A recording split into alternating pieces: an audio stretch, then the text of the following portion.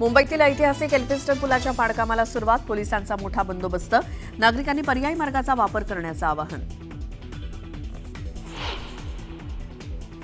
ओबीसीतून आरक्षण मागत आहात, मग तुम्हाला ईडब्ल्यूएस आणि एससीबीसीतून आरक्षण नको का, याचं उत्तर मराठा नेत्यांनी द्यावं. भुजबळांचा सवाल, तर एससीबीसीचं आरक्षण 50% आत द्यावं, जरांगेंचं प्रत्युत्तर.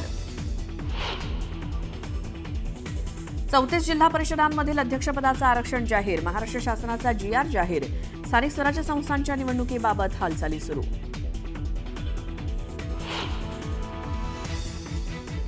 मी आरक्षण मिळवून देतो, हरिभाऊ राठोड यांचं बडे मुद्देमध्ये वक्तव्य. तर मुंबईचा भूमिपुत्र आगरी कोळींचा कधीच मुख्यमंत्री झाला नाही, राजाराम पाटील यांची खंत.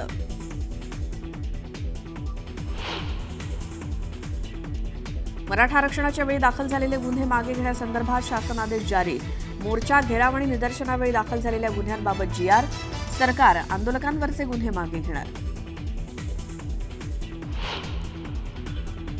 मुंबई विमानतळावर मोठा अनर्थ टळला, स्पाइसजेटच्या विमानाचं चाक निघालं, विमानतळावर विमानाचं सुरक्षित लँडिंग.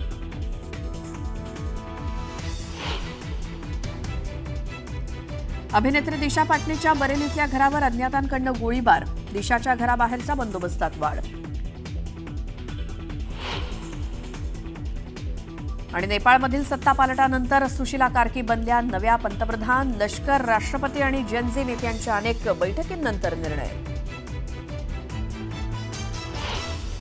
ब्रिज पाडकामाला सुरुवात झालेली आहे. दक्षिण मध्य मुंबईतील परळ आणि प्रभादेवी या भागांना जोडणारा हा ऐतिहासिक ब्रिज आहे. MMRDA कडनं हा पूल तोडून त्याऐवजी नवा एल्फिन्स्टन उड्डाण पूल आणि चिवडी वरळी एलिव्हेटेड कनेक्टर बांधला जाणार आहे.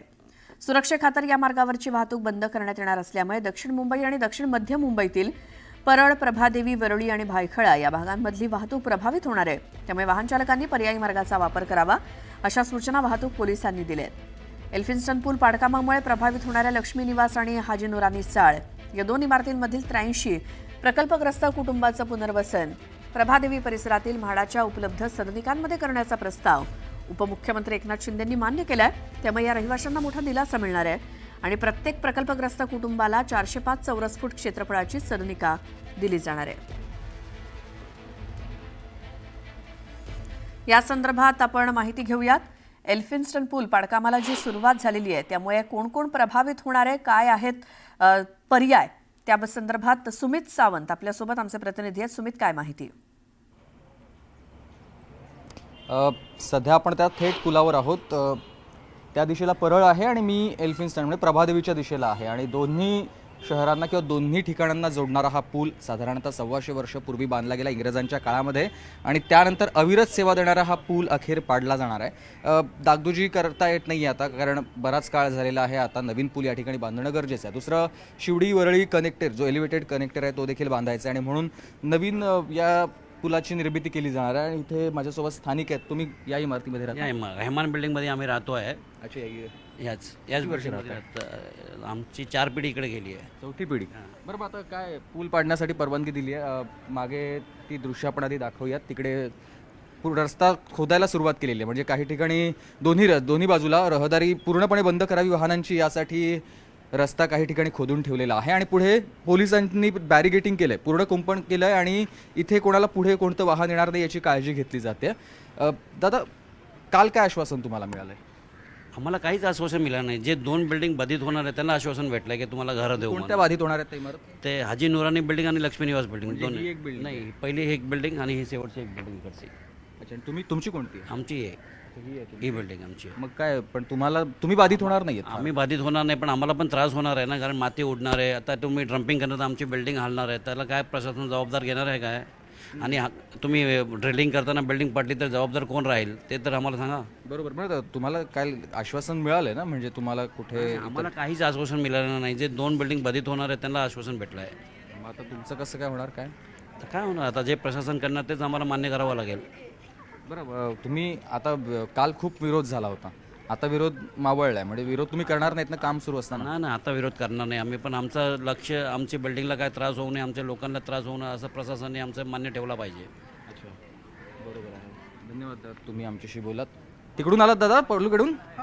काय कसं चालत पहिल्यांदा आलात का इकडून? हाँ, पैदल पैदल येतो, काम चालू आहे ना. हां. ते बंदी आहे सगळे. अच्छा, म्हणजे वजन घेऊन आलात? हाँ.